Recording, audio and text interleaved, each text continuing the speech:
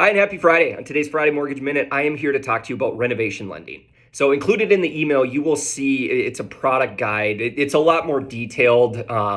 It's an internal document, just so you're aware, but it covers our 203K program, which is an FHA renovation loan. It covers our home style, our VA renovation, and our choice renovation, which is Freddie Mac. So, recently, I've seen just a little bit of an uptick in inquiries regarding renovation lending. So, with our limited supply right now, maybe you have a buyer that just can't find something they like or in their price range.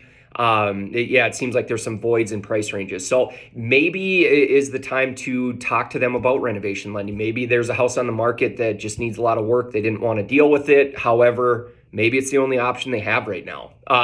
With that, just give me a call. We are licensed and able to do all of them. So let me know any questions.